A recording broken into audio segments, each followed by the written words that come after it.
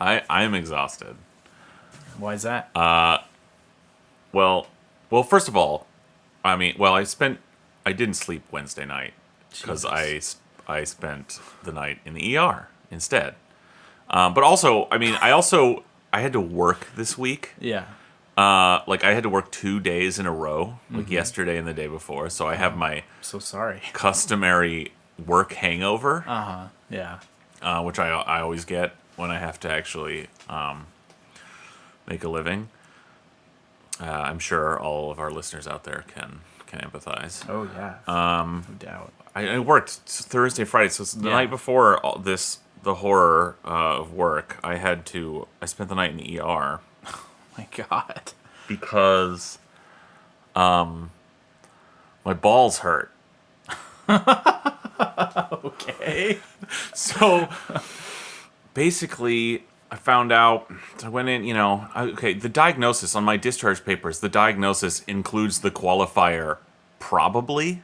So I'm really hoping that's correct. I'm on antibiotics now. Okay. It seemed to maybe be getting better, but basically it just have like some kind of, could have been all kinds of crazy shit, but Yeah. I guess it's just some kind of infection, like a bacterial infection of my right nut. Oh my God. So that's exciting. That's been good. fun. I feel like I've been kicked in the balls very recently for the last several days. Oh my God. So That is awful. so yeah. Oh, so like I took a lift to the ER. Okay. So Actually, this must have been some point after I dropped you off then. Yeah, I should have just had you that night. Take you to the hospital. It was hurting all day. Yeah. But it was like it was subtle, Yeah. and if I didn't move around, it wasn't bad. So I just kept going like, no, it's not a thing. Yeah, But then I'm trying to go to bed. I'm like, I'm gonna go to bed with my balls hurting. No, Yeah. that's stupid. Yeah. And I called like the nurse line, and she's like, your balls have been hurting all day. Go to the fucking hospital, you idiot. I was like, yeah, okay, good point. Easy for her to say. So I took a lift. I actually took a lift line. So like we picked up someone Other people. and dropped them off on the way. And I got talking to the guys, this like drunk guy and my driver about, I was like, where I was headed. I'm like, I'm going to the ER because my balls hurt. And the driver starts telling the story. He's like, oh man, no, that happened to me once, man. Oh, dude, when I was 14, I was just playing basketball, and I got found out it was called torsion. It's like where my nut was twisted and it cut off the blood flow, and it was like excruciating pain. I was like down on the floor, and like I went to the hospital right away, but like for days I was in like excruciating pain, and my nut was swelling up, and like it was like the most incredible pain I could ever imagine. I'm going like, that's nice. Can we drive any fucking faster? So I'm thinking there, and he's like, yeah, man. Like that was just I could never imagine being in any more pain, and I'm like, well, I'm glad it all worked out well. And he's like, oh no, I lost the testicle.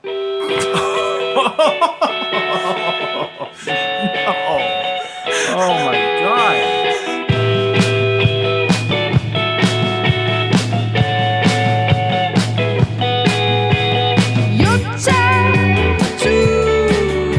Hello, everybody.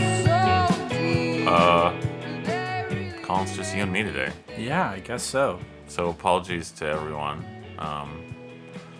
Alex and John aren't here, so subpar episode at best. Yeah, you better set the We bar also very our low. recording technology here is somewhat jury-rigged. It's very primitive. But we're gonna do our best. It's Solstice Day. I woke up to the solstice, The fanfare drumming of the nude bodies I smashing woke together up on with the streets. with images of wagging dicks in my dreams. So it's been like, we just posted last night episode 5, which if you were waiting, like at least one fan, if you were hoping to hear us talk about the head tax, you're probably like, oh, finally, the next episode is out. And Sorry. And it's not about the head tax because we recorded that before that happened. We're doing our best. We have at least one person who I would call a fan. I ran into an old friend of mine, a guy I kind of knew in college. Shout out to Brian Pinto last night, and he's like, "Oh man, I've been like refreshing like ever since Tuesday. I just wanted to hear you guys talk about the head tax." Okay, well, we're finally gonna do it now, and we assume that's the feeling of our entire audience based on that sample size of one. For sure. But so we will get to that. But since we know that's what you want to hear, you're gonna have to wait. Yeah, we're gonna let that hang. This is a tantric podcast. Gross. This is a very sexually charged charged episode for some reason. Yeah. So little news roundup, what's going on in the city. Run down all the things that aren't related to the head tax. So, as you may or may not have seen, you know that we're big fans of Jenny Durkin. Oh, yeah. And it's not like there's much else going on in the city right now or anything important that may have just happened or an incredibly polarized atmosphere. So that's good. But it's World Cup right now, and it will be World Cup again, as you probably know. And Jenny has been out there fighting tirelessly to make sure that if and when the World Cup comes to the United States, I believe for 2026, that they'll make a little stop in Seattle because that's... Well, she's fighting for something at least. Well, yeah, something extremely important. So her quote, "It's one of the most inclusive sporting events, and that is a reflection of who Seattle is, too." So great. So she's actually saying publicly she wants the World Cup to come to Seattle. Yes. She's trying to manifest, putting it out in the world so that it happens. The World Cup. Yeah, yes. To Seattle. Yeah. That sounds like a fantastic idea. Everyone here at Seattle Sucks is all for that. Oh, yeah. That sounds like a great, like a much needed thing we should work for. I think it's priority number one, really. Yeah. Hey, if somehow that was used to secure funds for speeding up, like Sound Transit, regional light rail, so it was like done like next year, I guess that. But seriously, there's really nothing to even say beyond that. I mean, that's a Durkin-esque compromise I'm willing to make. Yeah, boy, wow, yeah. Wow, that would be to a compromise get in real their minds too. Yeah, public infrastructure. But that's what we're gonna get. We'll get the toll roads. Yeah, that's what we'll get.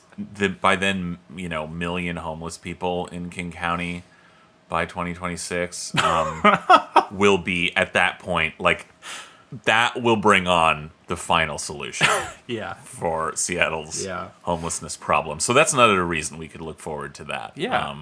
I think everyone can look forward to that, I guess. Okay, that's that's one little bit of news. I don't even really know. That's my mind is kind of blown by the thought of that. Shout out to Bethany Jean Clement in the Seattle Times, whose article on The Collective we talked about last week. This is a milestone for us because I think it's like I tweeted episode 5 at a reply to her tweet of that article, and she tweeted back in a way with an emoji that indicated that if nothing else, she listened to part of it. So that's like a milestone for us, right? Like someone we talked about on the This is the a Morton Joe witness me moment. Yeah. And like, I don't think this is unfair of us, but we didn't really talk about what at least I was thinking when we talked about that article was that like she does drop hints in that she has some skepticism about it. So I think I'm picturing her as a good writer who is like changed to in the basement of the Seattle Times and only let out to go and like pimp restaurants. Yeah, but she's the castle freak. Oh, she's the Seattle Times castle freak. Okay. It was a very well written article. But she does have a piece in there more recently about she dove into some like ludicrous concept pitches for new high concept restaurants, and they're pretty fucking funny, and the articles they're pretty ridiculous, and the article's pretty funny. So nice. Shout out to her. She's at B. Jean Clement on Twitter. Awesome. So it wouldn't be an episode of Seattle Sucks, I think, without mentioning something that our space boy Jeff Bezos has done. So this week, the big thing that I saw was that there was an open letter written by a large number, or at least signed by a very large number of Washington Post employees, in which they very reasonably requested some very basic accommodations with respect to compensation, including pay, but also time off, rights to work, etc. So if you had any doubts, again, about what a great boss he is, all we are asking for is fairness for each and every employee who contributed to this company's success. Fair wages, fair benefits for retirement, family leave, and healthcare, and a fair amount of job security. So then they go on to say, offering $10 a week in pay increases, or about 0.6% of the median salary, and less than half the current rate of inflation, is unfair and even shocking from someone who believes democracy dies in darkness, and also the richest human being on earth. yeah. Let's not forget about that part. Remember that? I bet. I'm guessing they don't fully contextualize that in this letter. Yeah. But it is obviously implied by merely thinking about Jeff Bezos. Yeah. So refusing to improve retirement benefits is unfair, particularly since you froze the traditional pension. Big surprise. The current retirement plans, including a 1% match on our 401k, suggest that you place little value in your employees' future financial security. Pushing for the right to indiscriminately lay off anyone is unfair and a recipe for future discrimination against older employees and minorities. Further cutting severance for people who face layoffs or whose job has been outsourced is unfair, particularly since management has already won the right to drastically cut severance for people who are let go for cause. Wow. Demanding that laid-off employees waive their legal rights to receive severance payments is an extreme demand and an ominous one, particularly in light of the Post's mixed record on fair treatment for women, racial minorities, and older employees. So those were the things they called out specifically. I guess what I would say is they should all be lucky to have jobs at all. Yeah. And they should be thanking Jeff Bezos for saving their dying rag. What do they want? Don't worry. I guess what I'm saying is when we're all in space, the capitalist calculation will be different, and all our employers will treat us fairly and give us a good, and be the purveyors of a good and decent life for everyone. So look forward to that shit. In space, yes. I don't know. It kind of is Seattle news. The biggest thing that happened in the world this last week, I think on the same day as the head tax repeal, actually was the North Korea summit in Singapore. Yeah. Donald Trump getting his big handshake photo. Mm-hmm. And, as one of the principal targets probably of a near-term war with North Korea, Seattle, I think, can maybe now drop its sort of overall threat level.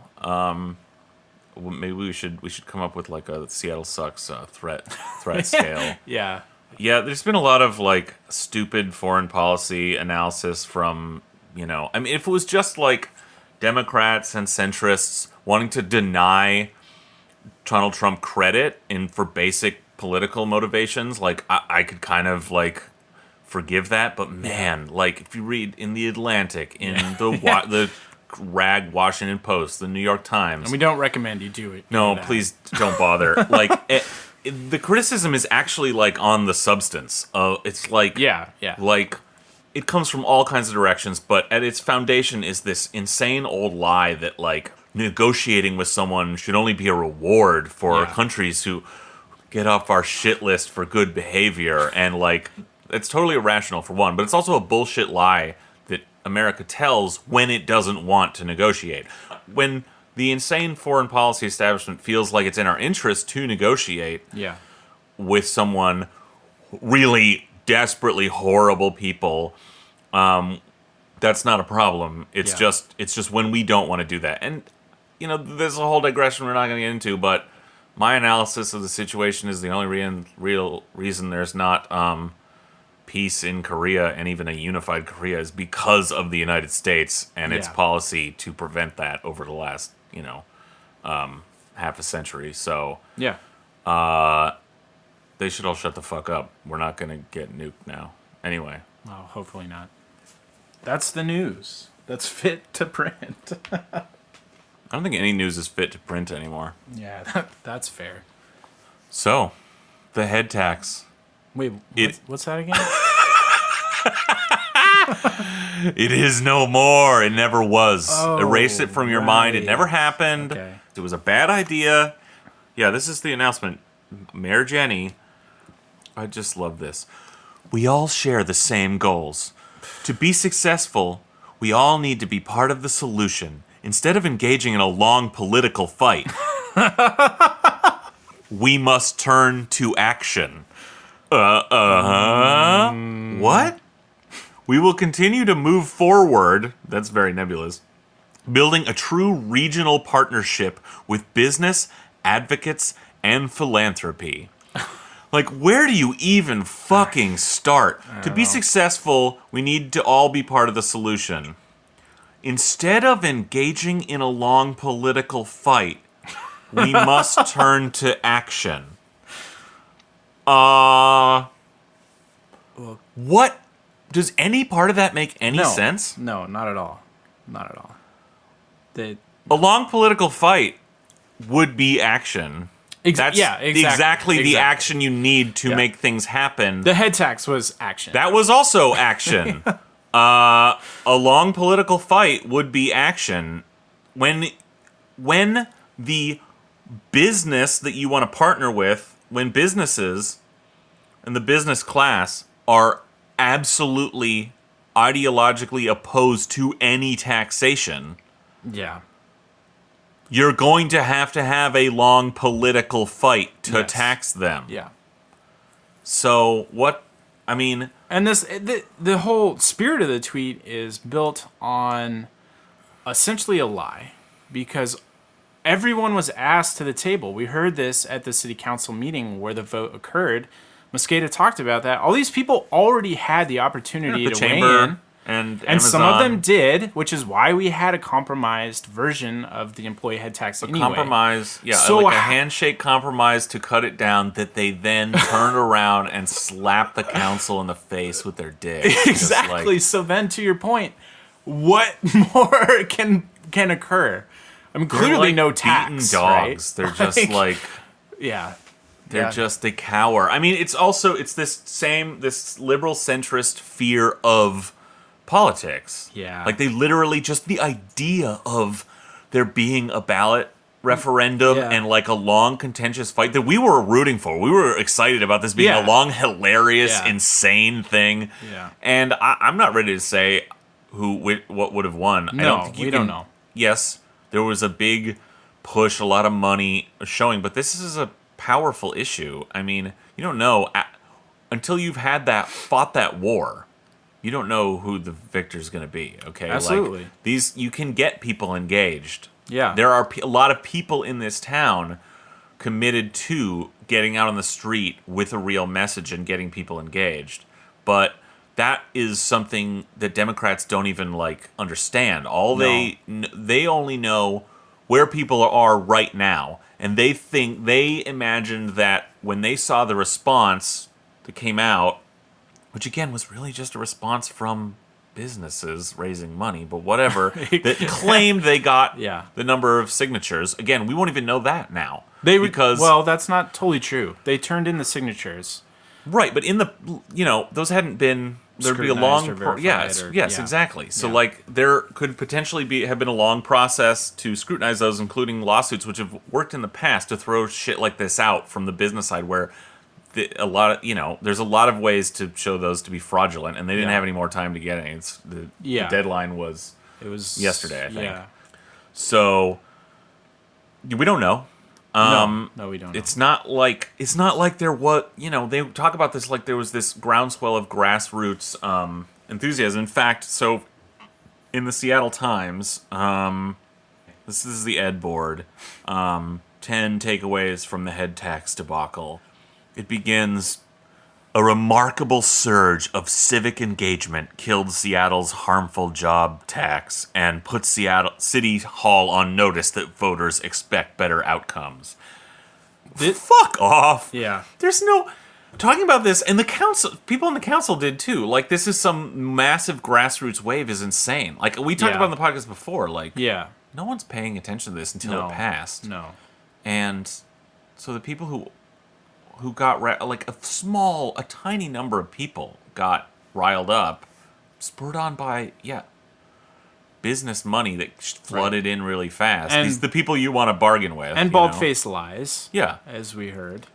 But that's not the same as an actual movement of people. No, like which you could build on the other side. I mean, this goes, like, nobody votes in America, like, but you could, if you were committed to actually a long political fight, you could get people to vote. You could get people to turn out just for this issue. Yeah. Now, would it have, I don't know how it would have shaken out, but there's a lot of passionate people, and more of them who were in favor of this, I think, who would get out on the street. Yeah, maybe there'd be more money behind. In favor of the employee head tax. Yeah. But if absolutely. you can get more boots on the ground, like, and actually to have conversations and talk to people about this, if you actually get in a conversation, and if all someone's reading is the Seattle Times Ed board, like, then they think this is like the end of the fucking world. Yeah. But it was the joke is, it's a tiny tax. Oh yeah, incredibly small. Like it's just a tiny bit of progressive taxation to just tilt the scales a little, barely. Yeah, not even enough. As toward progressive taxation. Yeah. Still, very regressive taxes in Washington State and Seattle, even with this. Which is what the council, I think O'Brien spoke to this in his essentially apology during the vote, that there aren't a lot of options the city has to raise this revenue, and this was one option. Yeah. And it was progressive. And then he voted to repeal it. Yeah. I mean, it was passed unanimously with 9 votes. It was repealed with 7. Yeah. I mean, it's just so funny. All the criticism, and you'll find this in the Seattle Times and a lot of other places, that the council just looks fucking stupid. Incredibly stupid. Like, that's right on. That's true. They do look very dumb. A bunch of clowns. They do. David Horsey.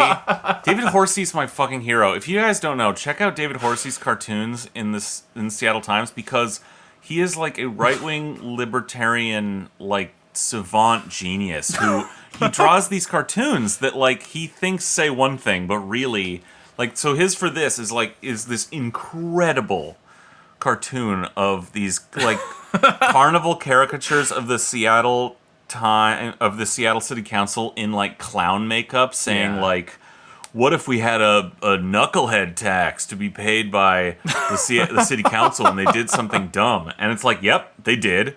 Yes, they all are a bunch of rubes and morons, except Shama Swant, who he draws. They're all, like, look insane, and then she's like the steely-eyed commissar ready for a fight. And it's like, Dave, you nailed it, dude. Yeah, totally. And, like, when the original passage, his amazing one was the one with Shama up on the guillotine and, like, lining up these people being pushed toward it in a wheelbarrow, going like, I thought this was only going to be for Amazon. And he's like, and she's got this, like, scowl on her face. She's taking heads of business. And I'm like, yep. Yeah, that sounds great. I'd wear that on a t-shirt. You could, that is exactly the imagery you could use to get people on board. David, you're my hero. So. Guys, if you haven't, keep it up. He does, and there's more too. I swear, every cartoon as I see him, like, he's like a truth sayer. Like, he's like channeling. Yeah, he's like truth. He's got his ears to the ground somehow. No, it's like going through him like some kind of, like, cosmic energy. He doesn't know. He's like medium. It's like automatic writing. Yeah. You know? Yeah. He's a medium for truth, man. He's like a fucking loon. Yeah. But it's working. Keep it up. Whatever you're doing, just don't stop. Don't ever stop. Yeah, so shout out to Brett Hamill at Brett Hamill, 2 T's, 1 L on Twitter. He seems to be a very like-minded guy, but he tweeted this hilarious Venn diagram. Okay, I'm looking at it now. Yeah, that's going to be hard to describe, so we may have to tweet this out after we retweet it. I'm retweeting it right now. Okay, so... It's...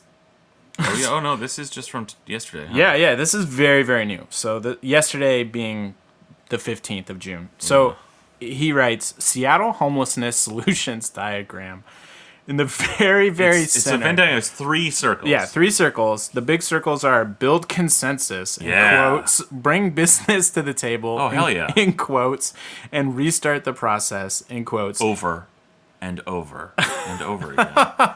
And so where any 2 larger circles intersect, it says do nothing. And then where they all intersect, it says watch people die in the streets. Something we've all done. Oh, God, We've all watched people presumably die in the Yeah. streets. All those bootlickers on the city council. That guy is a hero, by the way. Yeah, that got national attention. Yeah. Well, I mean, he said it. Yeah, bootlickers. Just like bowing down and groveling to Amazon and the business interests. Like, oh, they're so afraid of any conflict. They seem most terrified by the money, which I know in our current hell world society is a proxy for speech and conflict. But I think it was Gonzalez and O'Brien. They both mentioned money. Yeah, I mean, it's a real thing. Yeah. They're not crazy to think that it could fail. But I think the political fight is the answer, even if it does fail. Right. Yeah. Even the political fight that went on so far, up to this point, you've shined a light on an insane fucking problem. Yeah. That the city, trying to enact some tiny progressive taxation to confront a serious, insanely tragic issue, is seeing this incredible pushback against our democracy from the money. And a bunch more people are turned on to this than before. And had we had this giant fight over the summer, many more would be. Yeah. And that they fear that for some reason. That to me is the way forward. People have to understand the reality they're living in, that we're, subjects of like a feudal lord like society. And this would have been a perfect opportunity to do that. And even if it failed, that's a step forward. Absolutely. In terms of class consciousness. Well, okay? Yeah, definitely. But also to the point that we made earlier, where can we go from this really now? Where can we go? I think some of the council members were talking about property taxes, but that's going to fly just as poorly as this flew. So where do we go? Yeah, that's the thing, is what they don't understand is like, it's certainly that's not why the left. fight is necessary. Yeah. Because if you're out of options like that, if your political process is so constrained, then you have to go back a step, and you need to. And it is about class consciousness, which is an academic way of saying waking people up, getting people on your side, and that requires that kind of political fight. That you need to change the entire game. And maybe that would take years. Maybe I'm not saying, but whatever. But this could have been an opportunity for that. It still will be. But I mean, just having that fight is one more step on getting more people to see that the influence of these corporations is fucking toxic, and that really their only ideology with regard to public policy is the abolition of taxes. Yeah. And it's like, the more people understand that, the better. And that there are a lot of activists in this town that are committed to spreading messages like that. But if more people in elected office, or if the mayor was, if the whole city council was, committed to having those fights, fighting the good fight, as Shama Swant put it, Yeah.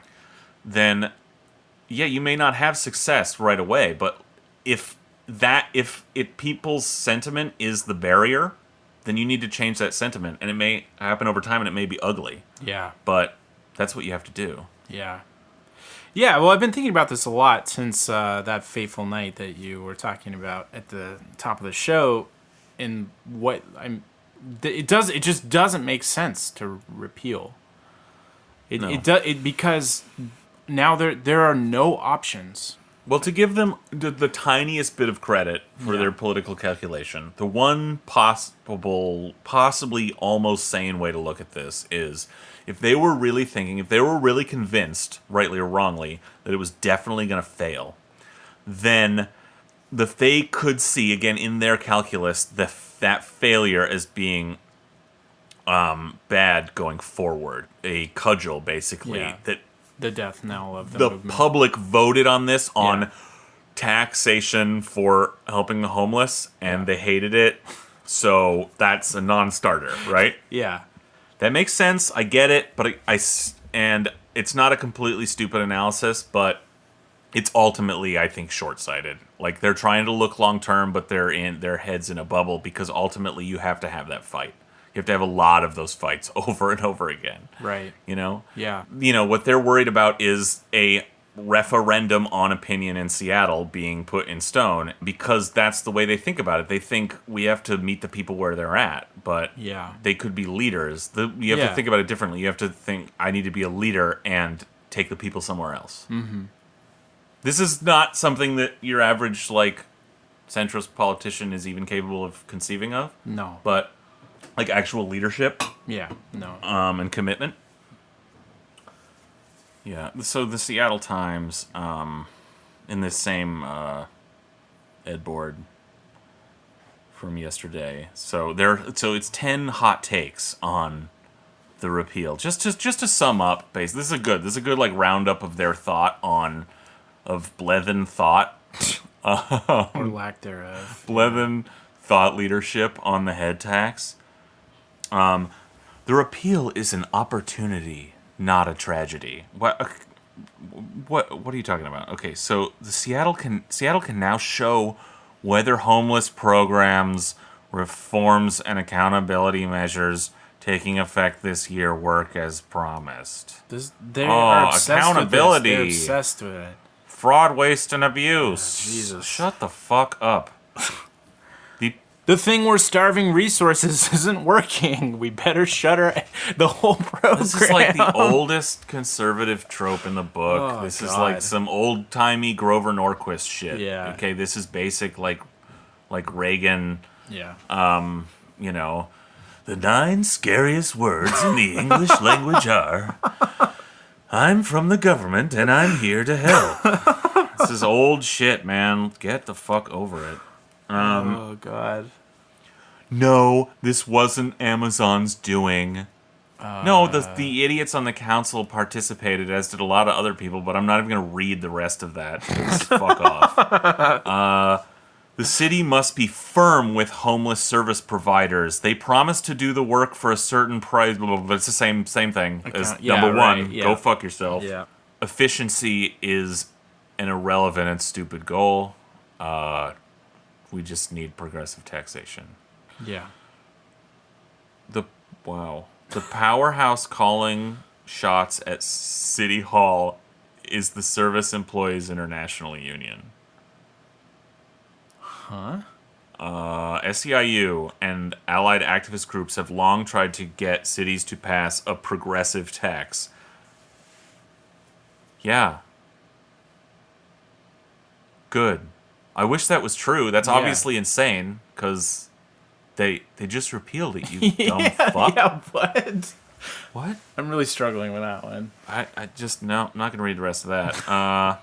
The underlying politics shed light on the council's abrupt flip-flop Tuesday. It appears to have followed the SEIU, which apparently abandoned ship after polls and petitions suggested the pro-tax campaign it was funded would lose. Okay, so that's a whole nother bullet point they're talking about, but I guess they're saying, I didn't know this, SEIU apparently decided to stop backing it. I don't know. This is kind of, this is really in the weeds. I don't care. If that's true, then they're also stupid. The council must respect open meeting rules. It failed to provide adequate notice of Tuesday's meeting. Yeah, I guess that's probably true. I don't actually care, though. There are two lawsuits, I think, related to that. Yeah, and that's probably true. And, because they were trying to push this bullshit through, like, in the at the drop of a hat without getting flooded by people at City Hall, and fuck them for that. But that's not... the procedural bullshit like that is not the problem with our politics. No. Should definitely sue them, though. Well, and they are being sued. Great. And if they did win, though Pete Holmes doesn't think they will, then the vote would be null and void.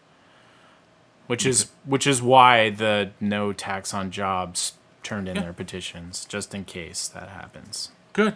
Well, I mean... So this saga may not quite be over yet. We'll see. It probably is, but it may not. I'm in favor of, continuing the fight in whatever way, embarrassing them, making this uglier. Great, but again, the procedural bullshit isn't really the issue. Homeless people are pawns in this larger game. They should benefit from the renewed push for regional solutions Durkin called for after the repeal. That's it. That's the whole thing. Well, and as we read weeks ago, their regional solutions are just shipping people.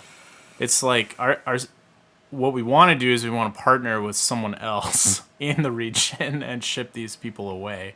I mean, to spread right. That's the share the load. regional solution is not sharing the burden of taxation to pay for social problems. No. It's sharing the burden of the presence of derelict homeless people. It's spreading them out like a blanket instead of putting them in a ball in the city. Fuck. Seattle's still spending extraordinary amounts on homelessness. Not enough, asshole. Well, clearly not enough. I mean, what would they have us do? I mean, really, what would they have us do? Well, maybe they would have us reorder society so that we weren't creating homeless people in the first place, so that it wasn't a city government responsibility to make them unhomeless. Yeah. I can get behind that. Let's burn down Amazon and, let's demonopolize. Let's Storm the prosecute Bastille. Antitrust laws and Jesus, please. Let's, also though, one of the main sort of weapons against accumulation of wealth is progressive taxation. Yeah. And so that's going to be a major factor in just preventing people from being homeless too. Yeah. Which is, I think very broadly caused by the concentration of wealth. Absolutely. The redistribution of wealth upward. They don't have money anymore because Jeff Bezos does. It's that simple. Yeah. So Seattle taxpayers, including businesses, are compassionate and generous about supporting those who are homeless. Well, Seattle taxpayers, some of them, yes. More if we thought about it. I'm not even going to comment on the rest. 10. Oh, yeah. No. Get ready to get hard for this. This feels like a Letterman top 10. Better coordination is needed. Oh, God. What the fuck does that even mean? A 2017 California state audit identified successful regional approaches in New York and Massachusetts, where homeless response is led by specific entities. Also called out was collaboration by California cities and counties, which recognize that no single city or county has resources to solve homelessness on its own. Washington needs a similar state level of... but this is funny because they can't get there, but they're almost like trying to get to the point you just made. Like, maybe this is a bigger problem. Like, maybe this is a systemic issue, but they can't get there. No, they can't. No. Yeah, it's a national issue. Yeah. Also, it's a global issue. Well, it's endemic of capitalism. Right now. Yeah, and I would let's reorder society. It's also like an acute emergency right here, right Absolutely. now. That we could do something about. Totally. In very reasonable ways. Yeah. Nah. Not enough people were at the table, so we got to start over. Well, when every single person living or working in Seattle agrees, then we'll solve homelessness. Great. That should be something we can accomplish. Yeah. I mean, it's like recycling. It's like the city's facilitating your opportunity to do this, so you really should take advantage. Really, I mean, we have Samaritan. Everyone could get Samaritan. Yep. So, hey, if not everyone does, well, that's just, Yeah, the solution. That's just too bad, but, we did what we could. Yeah. We gave people the tools to end the homelessness. Yeah. They just didn't want to. This sounds like something out of the mouth of our good friend who you saw at the farmer's market today. Yeah, so as you know, I am a resident of the breeder hell zone known as Magnolia. Fucking run as fast as you can before getting over that bridge. And there he was, that little guy. He was wearing his There Is No Them shirt. He was talking to somebody. He had a big, probably a bodyguard. Yeah, at the farmer's market down on McGraw. Beautiful day. He's just out there trying to convince people that there is no them and trying to treat people by the platinum I can't believe you didn't get a selfie. Yeah, I would have. I was with my daughter, my wife. I didn't want them to become collateral damage to my politics. And it's bound to happen, right? General crank persona and demeanor. Yeah, I would have started shouting, "Do you deny them, sir? Well, maybe, do you deny the existence of them?" Maybe next week we can. I'm sure he'll be there. He was handing out these little. They must have been stickers. There's no them stickers. So. Oh, maybe we'll confront and ruin his day or something. It would be nice to at least talk to him and see what happened, or what might happen. Excuse me. Yeah. So there's more. Everyone's talking about this Hidex thing, even us, and hopefully people still want to talk about this by the time we get it posted. But what did you have? Yeah, so I found something pretty disgusting, and it is the rants column. Looks like it's a Cairo thing that's being published by My Northwest, which if you're not familiar with, I think maybe we've talked about My Northwest on the show before. It might have got cut, but it's kind of the Fox News of the Pacific Northwest, generally unhinged. I'm listening. Conservative, kind of, I would say more libertarian than true right wing. But so this guy's got a column. It's called Rants. That's his name, Jason Rants. This was posted on the 12th. So the title is, "In Head Tax Vote, Shama Sawant is a disgrace to democracy." So harsh words, man. Extremely harsh, and it only gets harsher. And I'm not sure if. Well, yeah, there's no way for me to say, but if you happen to see the council vote on the head tax, then I personally was left extremely impressed by Sawant, what she had to say. I get that it's polarizing, but she was one of the only people who seemed like they really, truly cared about much of anything besides himself. So anyway, he continues. He had a very different reading. He says, "Like any good cult leader, Seattle Council member Shama Sawant pretends to have the ear of her adherents. But really, when it counts, she pulls the strings. And boy, did she use her influence to make a mockery of not just the council, but also herself and her fringe supporters." So we're fringe now. Well, anyone that supports the employee head tax or Sawant is fringe. Well, hey, let's unpack that for a second. Maybe that's true right now. Maybe that is a fringe position, because I don't think that many people are yet that engaged. Certainly not before the original passage. And I'm very comfortable identifying my own politics as fringe, but I think Sawant is committed to working tirelessly to move the conversation left. Oh, absolutely. Yeah. That's what this is about. It's making your fringe idea is not bringing them in from the fringe. So yeah.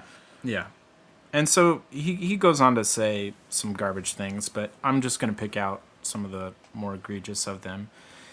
So he says, she refused to cast her vote under the disingenuous concern that her unruly supporters couldn't hear her. So again, if you watch the vote, things got pretty heated when the actual vote occurred. It was very loud, and some council members, including, I believe, Sally Bagshaw, were having some trouble with the show of emotion. But but there were anti-head tax people in there shouting as well. There were. It's not like it was just no SA. No. Sawant, not so subtly, told them that she couldn't vote if they kept chanting. That was her choreographing more chanting, and it earned more disruptions from a group of children engaged in a hissy fit because they didn't get their way. It was a cute stunt, but as anti-democratic as they come.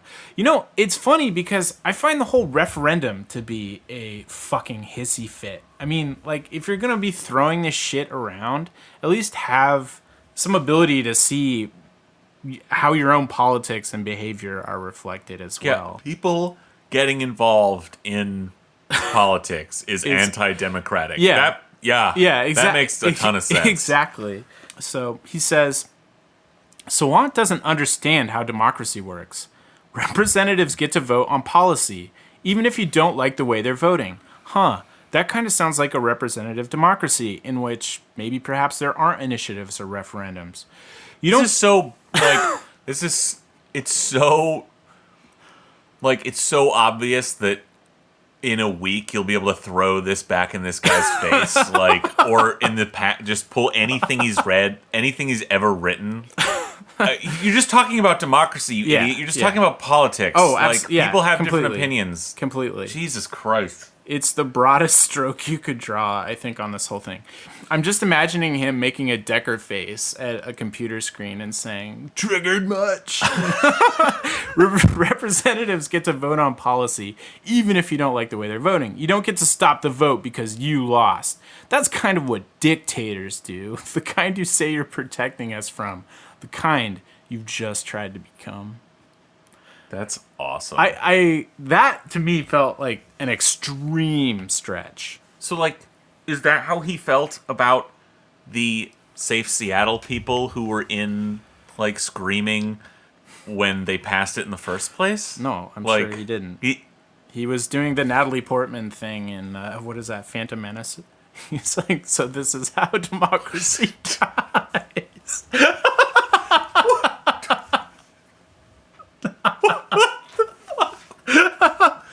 Sorry, I don't know what happened there. So he goes on to say, Sawant doesn't understand how numbers works. That it says how numbers works, so either. Which may explain why she was laughed at when she tried to speak as an economist at the vote. That was a kind of a badass moment where she's saying, this is a very small tax that could be very effective. Yeah. And she used the phrase, speaking as an economist, which she has been employed as in the past. And there's this maniacal cackle. That's the funniest fucking thing. Laughing at her for claiming to be an economist.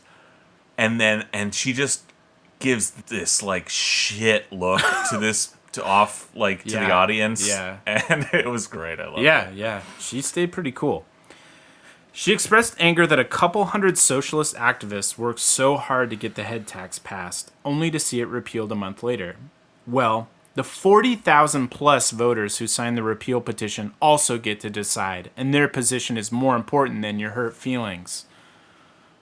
Yeah, we didn't...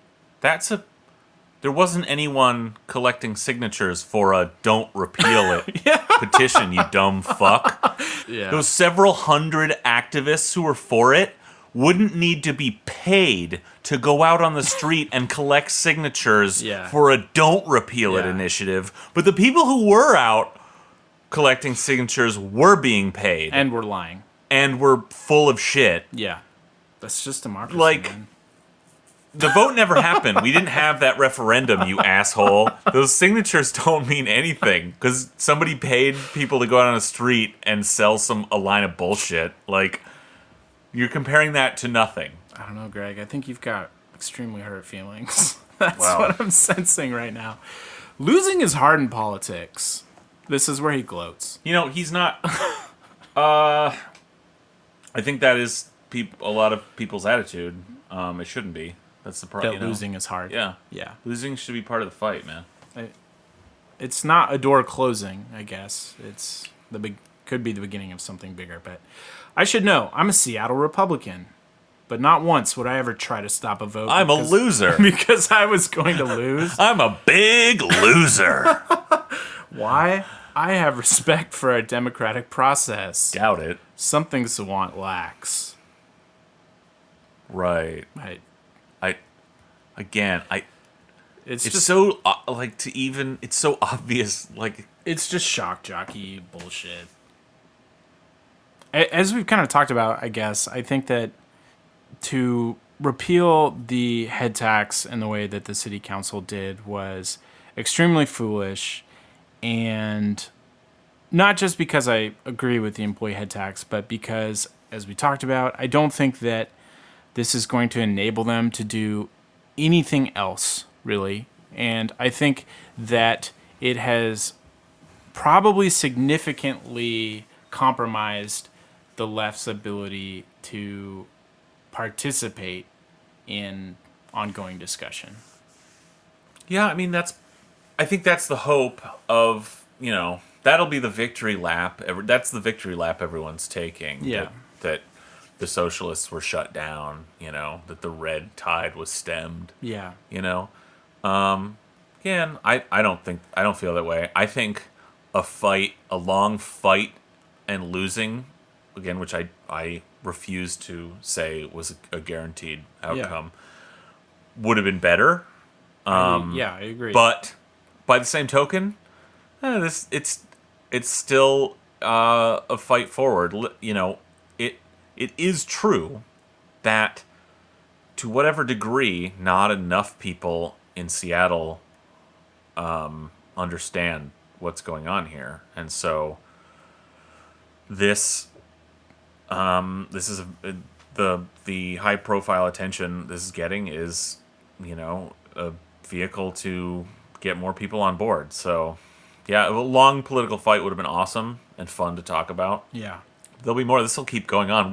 People are still dying in the streets. Right. More now. Yeah. Yeah. There was this, a week ago, 2 weeks ago, I might have said, wow, 100 less people will die on the streets over the next few years or something, maybe. Yeah. A drop in the bucket, but progress, And now, Yeah. we continue to, leave them out in the cold, so to speak. Yeah. But, people will keep fighting.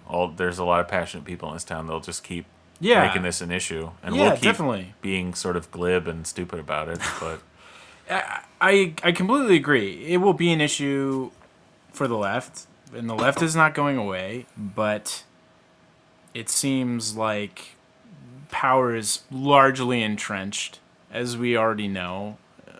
It's bigger than Seattle. It's entrenched nationally, too. But it feels like more of an uphill battle. Yeah. Than it could have been. Well, yeah, that's on that really happy note, everybody. Yeah, that's the town you live in. Seattle sucks, everybody. Peace out. It really sucks.